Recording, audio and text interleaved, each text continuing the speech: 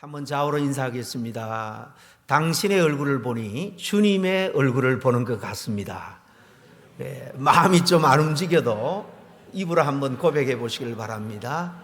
저 반대편을 향해서 당신의 얼굴 보니 주님의 얼굴을 보는 것 같습니다.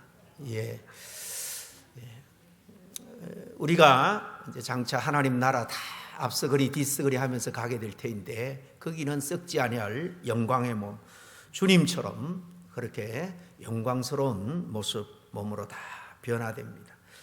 지금 여기서부터 우리 믿음으로 구원 얻은 형제 자매들, 정말 주님의 얼굴을 대하듯 그렇게 대할 수 있기를 바랍니다. 그러기 위해서는 또 내가 먼저 상대가 나를 그렇게 볼 수 있도록 그렇게 우리의 모습이 새해에는 좀 더 성숙하고, 오늘 설교 주제처럼 정말 아름다운 삶의 모습으로 한 단계 업그레이드 될 수 있기를 주의 이름으로 간절히 축복합니다. 주님께서 세상을 창조하시고 바라보시면서 하신 말씀이 뭔지 여러분 잘 알 겁니다. 보시기에 심히 좋았더라 그랬어요. 마지막에 다 만들고 여섯째 날 사랑까지 만들고 보시기에 심히 좋았더라, 그렇게 또 감탄하셨습니다. 하나님이 직접 만들고도 보시기에 좋았더라, 너무나도 정말 아름답다, 그 말씀입니다.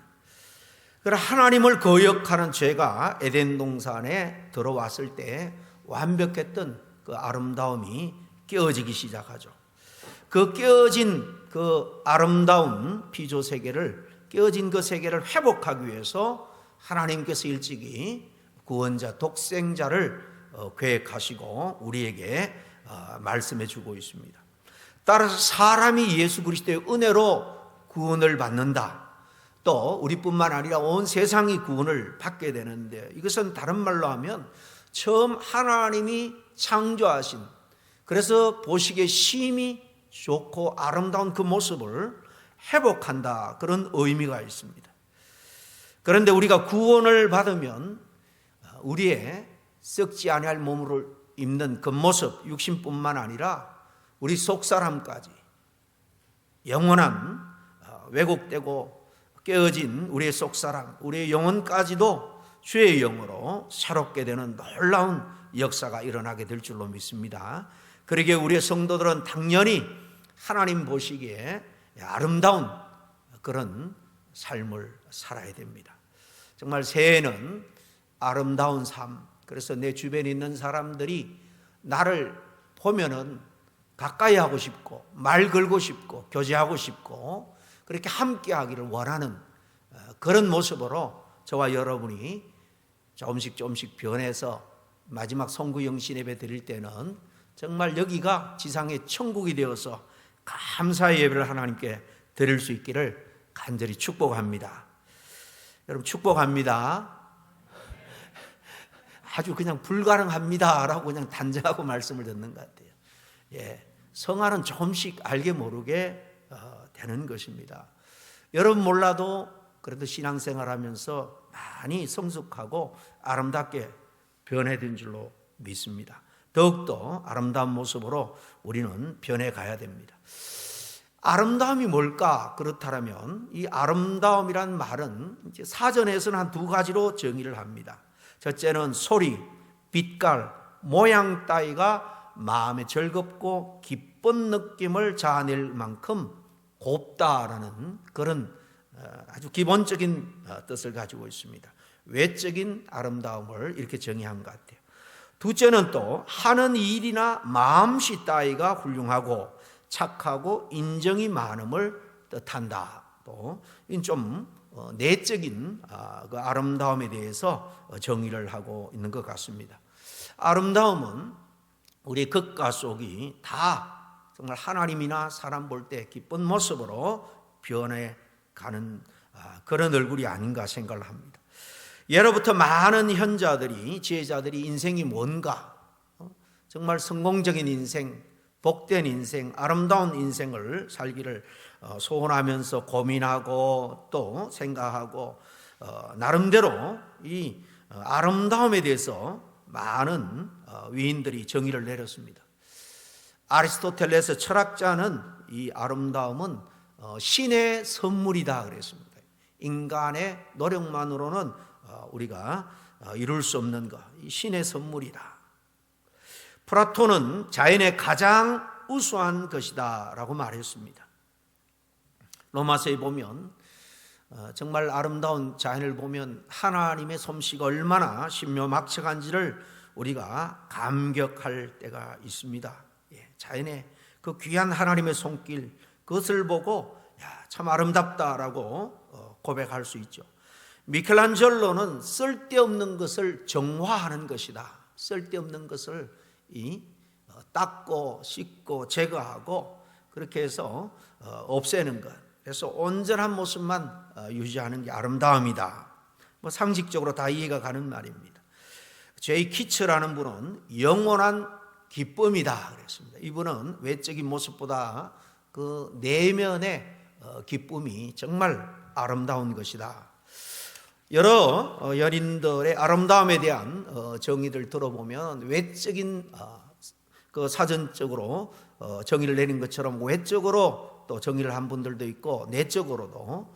그래서 보면은 아름다움은 겉모습뿐만 아니라 우리 속 사람도, 그래서 우리의 폐부와 우리의 심장까지도 통찰하시는 하나님 보실 때도 좋은 그런 모습이 아름답다라는 의미라는 것입니다. 그러므로 아름다움은 하나님에게도 사람에게도 기분 좋게 하는 거죠. 이 어쨌든 아름다움은 좋은 것입니다. 아름다움을 볼 때 기분이 좋아지는 거예요. 행복해지는 것입니다. 아름다움에 대해서 이 한자는 아름다울 밑자라 그래서 미국 할 때 아름다울 밑자를 써죠. 중국 사람들은 아름다울 밑자가 아니고 쌀 밑자를 쓴다고 그래요. 한자를 보면 이 밑자는 위에 보면 이게 양자입니다. 양양자예요. 그리고 밑에 받치고 있는 게 큰 대자죠. 이 고대 중국 사람들은 이 양고기를 굉장히 귀한 것으로 여겼고, 그 옛날에 고기 먹는 일이 많지 않았는지 모르겠습니다만은 특별히 양고기를 귀하게 여겼기 때문에 이렇게 양고기를 많이 먹을 수 있는 것, 이걸 가장 행복해하고 좋은 일이다, 그렇게 여겼다는 거예요. 거기에서 이 아름다울 밑자가 생기게 되었다는 이야기입니다. 영어로는 뷰티죠, 뷰티. 이것은 이제 고대 프랑스에서 왔는데 이 벨러스라는 말에서 온 겁니다. 거기에서 이제 이 ty 전미사가 붙은 건데요. 이 벨러스라는 말도 이 영어로 표현을 하면 보너스인데 프랑스 말로는 발음이 다르겠죠. 이 두 어원이 같은데 둘 다 좋다라는 의미를 가지고 있습니다. 이 뷰티는 영어에도 좋은 것을 아름답다, 그런 의미로 단어를 만들었다는 것입니다.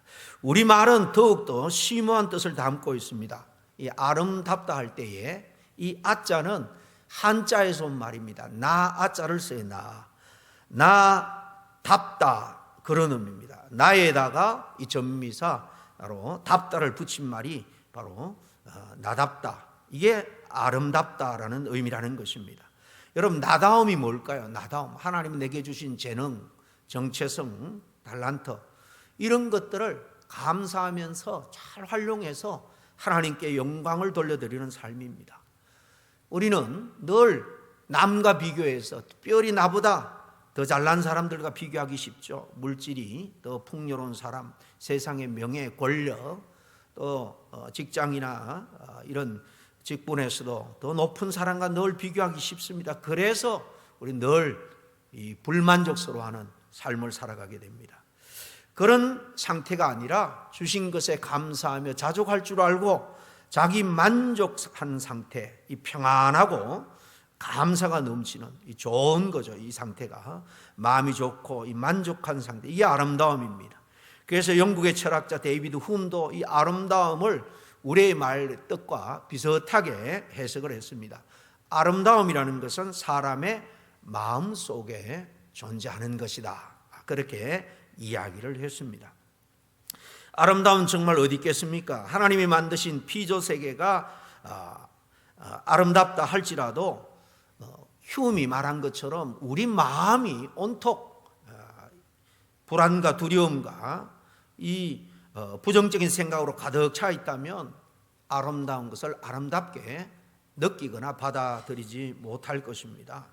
그러니까 아름다움을 우리가 간파하고 느끼고 누릴 수 있는 것은 우리 마음이기 때문에 아름다운 그런 삶을 살기 위해서는 정말로 중요한 것은 겉모습보다는 우리의 내면, 우리의 마음을 잘 단장하는 것이 아닌가 생각을 합니다. 그래서 잠언서 기자도 4장 23절에 무엇보다도 마음을 잘 관리해라 권고하고 있죠. 자기 마음을 착하고 아름답게 하고 있으면 오가는 사람들의 모습이 착하고 아름답게 보이기 마련입니다.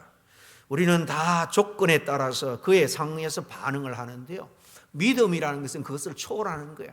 지금 눈에 보이는 것, 내가 처한 상황 조건은 어떻다 할지라도 믿음은 그것을 뛰어넘는 것입니다. 여러분, 우리 마음이 정말 아름다움으로 가득하면 조건과 지금 내가 처한 상황에 상관없이 아름다움을 누릴 수가 있어요. 아름다운 모습을 남에게 보일 수가 있는 것입니다.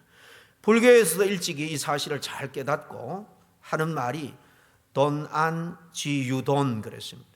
그리고 불안지유불, 돈은 돼지돈자고 밑에 불은 부처불이죠. 아마 많이 들어봤을 겁니다. 돼지의 눈에는 돼지만 보이고 부처 눈에는 부처만 보인다. 앞에서 말씀드린 바로 그런 이야기를 불교에서는 일찍이 하고 있는 것입니다. 그럼 우리가 어떻게 아름다운 삶을 살 수 있는가? 먼저 우리 마음을 아름답게 가꾸어야 되는 게 우선되고 중요하다라고 말씀드렸는데, 오늘 우리에게 주시는 이 본문 말씀을 통해서 우리가 아름다운 삶을 살기 위해서 우리 내면, 우리 마음을 어떻게 가꿔야 되는지 함께 상고하기를 원합니다. 첫째는 우리가 추구해야 될 아름다운 삶, 그것은 우리 안에 하나님의 사랑으로 가득 채워야 한다는 것입니다. 하나님의 사랑이 우리 안에 충만할 때에 우리는 아름다운 삶을 살 수 있고, 누가 보든, 하나님이 보든 또 우리 주변 사람들이 보든 참 아름다운 인생을 산다, 그렇게 주장할 수 있는 겁니다. 오늘 본문 12절 이하 14절 말씀에 보니까 하나님의 사랑을 받은 자들이라고 말하죠. 우리 성도들 일컬어서 하나님의 사랑을 받은 사람들이다, 그렇게 말합니다. 우리는 하나님의 큰 사랑을 받았습니다. 그런데 그 사랑을 우리가 얼마나 마음에 간직하고 있고 그 사랑을 하나님의 은혜를 생각하면서 우리 안에 충만하게 유지하고 간직하고 있느냐는 것입니다. 이 아름다움은 하나님의 사랑이 충만할 때 나타나게 되어 있는 것입니다. 그래서 12절에 보세요. 그러므로 너희는 하나님의 택하신 거룩하고 사랑하신 자처럼 긍휼과 자비와 겸손과 온유와 오래 참음을 옷 입고 그랬습니다.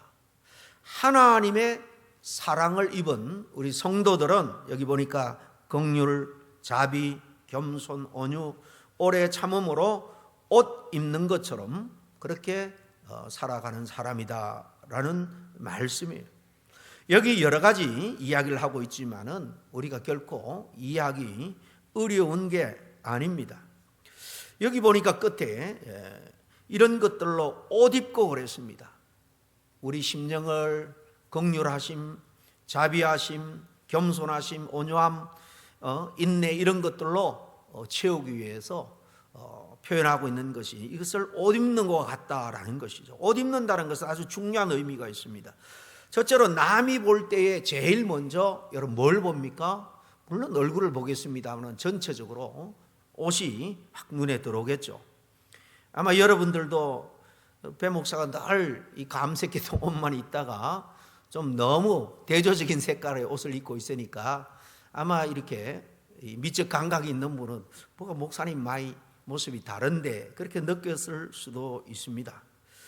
어쨌든 이 동복이기 때문에 이 추운 때 한번 입어줘야 돼서 제가 입고 나왔습니다. 30년 된 옷이에요. 제가 그 결혼 전에 우리 신학생들 한 50명 일본 한 열흘간 선교 간 적이 있는데, 저기 후쿠오카로 가서 신간센을 타고 뭐 오사카로 동경으로 쭉 가면서 전도를 하는데, 그때 일본 경제가 제일 좋을 때였던 것 같아요.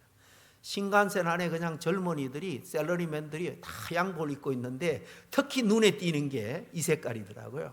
그래서 결혼해서 한 2년 채 안 지나서 이제 저희 어른이, 장인 어른이 그때 환갑인가 그래서 결혼할 때 제대로 양복도 못 준비해 줬다고 하나 선물을 해주더라고요.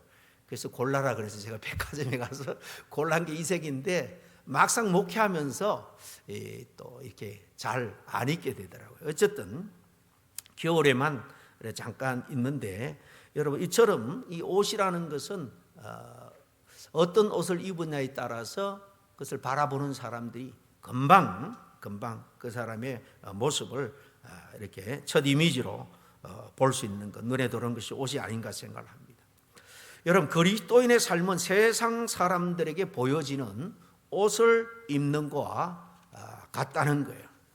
그렇게 보여지는데, 우리에게는 이 정말 긍휼, 자비, 비슷한 개념이죠. 정말 정말 사랑이 가득한 모습입니다. 그리고 온유함, 부드러운 모습이죠. 그리고 인내, 웬만해서 감정을 드러내지 않고 그냥 스스로 내면적으로 컨트롤할 수 있는, 그래서 이런 모습들이 남에게 보여져야 한다라는 것입니다. 물론 뭐 가식적으로 억지로 하라는 게 아닙니다. 때로는 애쓰고 노력해야 됩니다만은, 신앙이 성숙해지고 하나님의 은혜와 사랑이 우리의 심령을 더욱더 지배할 때 우리 은행에서 자연스럽게 이런 모습이 나타나게 되어 있는 것입니다. 옷 생각하면, 옷은 한 번 샀다고 해서 그냥 계속 입을 수 있는 게 아닙니다. 때가 묻고 구겨지고 하기 때문에 종종 세탁을 해야 되죠. 그런 것처럼 우리도 신앙생활하면서 세속적인 어떤 욕망으로 말미암아 우리의 성품, 인격이 계속해서 더럽혀집니다. 그럴 때 말씀과 기도로 세탁해야 하는 거예요.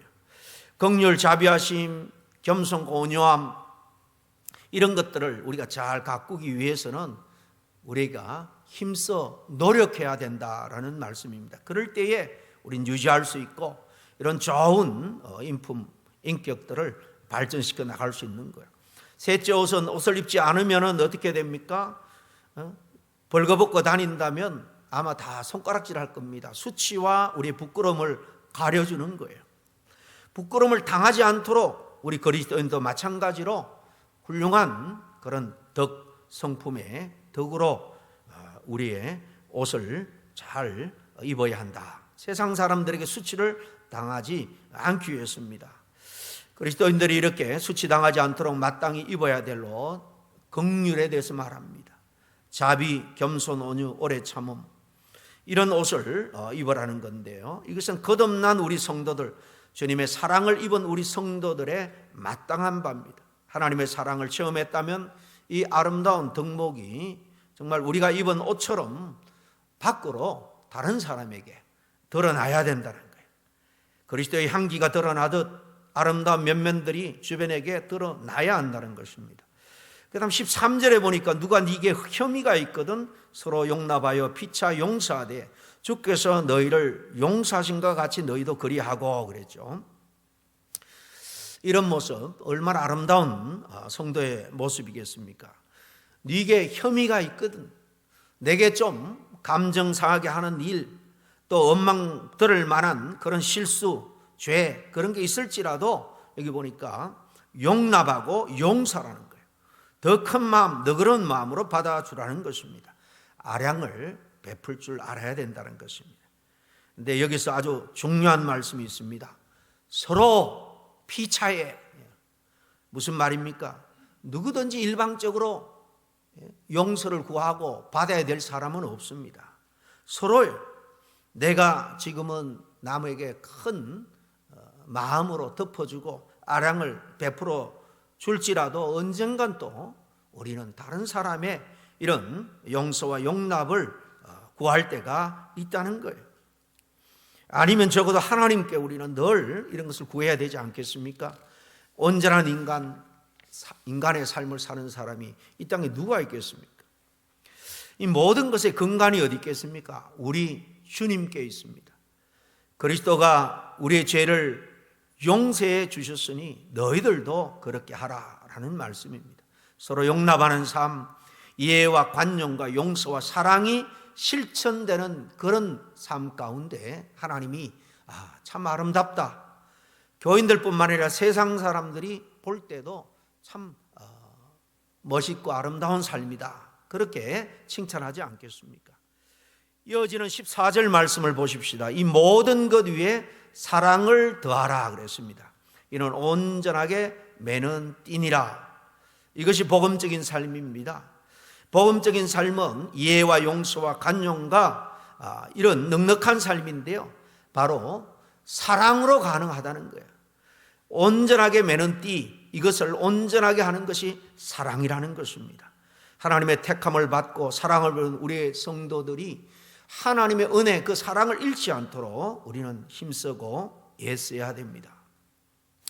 주님으로부터 받은 그 큰 사랑에 감격해 있으면 늘 우리 안이 행복합니다. 감사가 우러나옵니다. 그러면 아름다운 삶을 마땅히 살 수밖에 없는 거예요. 그 사람 속에 정말 하나님의 은혜와 사랑에 대한 감사함이 넘치다면 말하는 모습, 말투, 행동하는 모든 모습, 표정까지도 다 사랑스러울 겁니다. 다른 사람에게 그 사랑이 전달될 겁니다. 아름다운 복음적인 삶, 하나님의 사랑이 우리 안에 충만할 때에 가능한 거예요. 두 번째로 그리스도인으로서 참 아름다운 삶이란 것은 그리스도의 평강이 우리 안을 지배해야 됩니다. 충만한 그리스도의 평강으로 가득한 삶입니다. 오늘 15절에 뭐라고 말합니까? 그리스도의 평강이 너의 마음을 주장하게 하라. 평강을 위하여 너희가 한 몸으로 부르심을 받았나니 또한 너희는 감사하는 자가 그랬습니다. 예수 그리스도의 평강이라는 것은 예수 그리스도의 은혜에 대한 감사의 마음이 넘쳐날 때에 세상이 감당할 수 없는 평강이 가득해지는 것입니다. 그리스도의 평강은 십자가 앞에서도 잠시 그 고난의 잔 앞에서 떨어지는 땀방울이 핏방울이 되도록 애써 힘써 기도했지만은, 그러나 충분히 그 모든 것을 그는 감당해낼 수 있었습니다. 왜냐하면 그 길이 고난의 길이었지만은 하나님의 뜻을 온전히 이 땅에 이루는 것을 알았기 때문입니다. 그리스도의 평강은 참 진리 안에서 누리는 평강이에요. 우리의 인생이 아무리 세상이 혼란하고 어둡고 온갖 정말 고난과 고통이 연속이 된다 할지라도 여러분의 인생, 또 이 세상의 미래가 어떻게 흘러갈지 그것은 주님의 손 안에 있고, 주님은 합력하여 결국 선을 이루고 이 아름다움 모든 것을 만물을 회복하는 그때가 지금 우리 앞에 다가오고 있다라는 사실을 여러 징조를 통해서 더 구체적으로 깨닫고 알고 또 확신하게 된다면 결코 이런 고난의 연속인 삶 앞에서도 좌절하지 않습니다. 하나님 주시는 평강을 잃지 않는다는 것입니다. 세상 사람들이 왜 평강을 유지하지 못하느냐? 모든 생각이, 관심이 세상적이기 때문이에요. 삶의 목적이 너무나도 세속적이기 때문입니다. 세상은 바람을 잡는 것처럼 잠시 우리 손에 왔지만은 결국 다 떠나갈 수밖에 없는 거예요. 그런 것들로 결코 우리 마음에 감사함을 유지하거나 평강을 유지할 수 없습니다. 오직 말로 닿을 수 없는 우리 주 예수 그리스도 그 십자가의 은혜로 충만할 때 모든 것이 감사로 다가오게 될 겁니다. 십자가의 은혜로 충만할 때 모든 것이 감사로 다가오면은 여러분, 세상의 근심, 걱정, 염려, 육신적인 소용, 그런 것들을 우리는 물리칠 수가 있는 것입니다. 그런 것들로 지배되면요, 결코 만족함이 없습니다. 결코 감사가 없습니다. 행복할 수가 없는 거예요.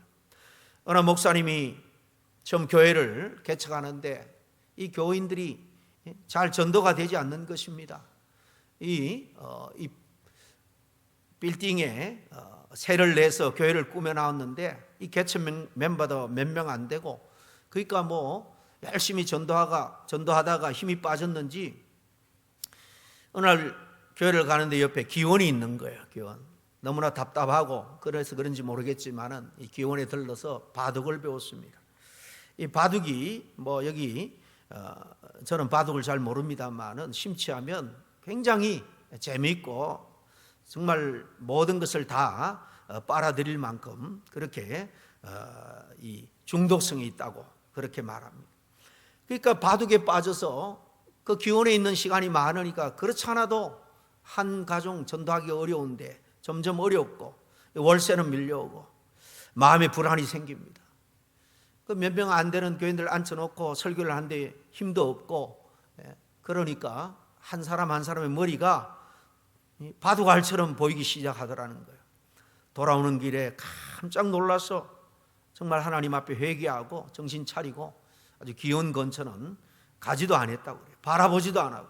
그래서 더욱 마음속의 불안 두려움을 기도로 떨쳐내고 열심으로 그렇게 전도해서 지금은 큰 교회로 이루고 있습니다. 언제나 여러분의 심령에 주님의 평강이 넘치기를 바랍니다. 그럴 때에 우리 안에 정말 하나님의 평강이 가득 찰 때에 우리의 모습이 변합니다. 주변 사람들이 가까이 하고 정말 대화를 붙이고 싶은 그런 정말 사람으로부터 매력적인 그런 모습으로 바뀌게 될 것입니다. 올해 성령이 우리 안에 가득해서 감사가 넘침으로 평안한 그런 삶, 평강이 또 충만해서 우리의 마음을 주장할 수 있기를 바랍니다. 마지막으로는 이 아름다운 삶은 그리스도의 말씀과 찬양이 충만한 삶이에요. 오늘 16절에 뭐라고 말합니까? 그리스도의 말씀이 너희 속에 풍성히 거하여 너희 지혜로 피차 가르치며 권면하고 시와 찬미와 신령한 노래를 부르며 마음의 감사함으로 하나님을 찬양하고 그랬습니다. 진정 감사한 삶은 이렇게 말씀이 충만할 때 가능합니다. 말씀이 충만한 삶에서 표현되는 그것은 필연적으로 이렇게 찬양입니다. 미움과 원망이 아니라 감사의 찬양이 우리한테 넘쳐날 거예요. 여러분 꼭 기억할 수 있기를 바랍니다. 주님의 말씀이 너희 속에 풍성히 거하여. 그렇습니다. 주님의 말씀이에요. 그리스도의 말씀이에요. 온갖 세상의 지식, 풍조, 정보, 뉴스가 많습니까? 그런 것들 물론 우리가 삶에 필요한 상식으로 갖출 필요는 있습니다. 그러나 그런 것들이 결코 우리 삶을 행복하게 하거나 우리의 인생을 성공적으로 인도하지 못합니다. 여러분, 주님의 말씀이 우리 인생의 성패를 좌우한다라는 사실을 여러분 굳게 믿을 수 있기를 바라요. 세상 지식, 사상, 철학이 아니에요. 주님의 말씀입니다. 세상이 어수선할수록 말씀을 여러분 더 가까이 할 수 있기를 바랍니다. 더욱더 하나님을 찬양하는, 감사로 찬양하는 그런 찬양의 시간을 많이 가질 수 있기를 바랍니다. 힘들수록 감사하고 찬양할 때에 하나님이 우리의 내면에 평강을 더해 주시고 기쁨을 더해 주실 것입니다. 말씀이 우리의 삶을 바꾸는 능력입니다. 찬양이 우리의 삶을 바꾸는 능력입니다. 열심히 말씀을 사모하시고 말씀을 가까이 하시고 또 찬양하기를 여러분 힘쓸 수 있기를 바랍니다.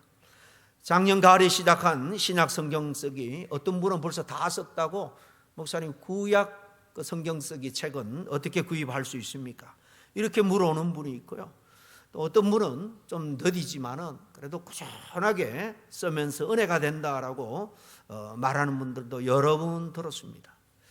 여러분, 오늘날 세상은, 아니 우리 교회 안에조차도 하나님의 말씀이 점점 희박해져 가고 있습니다.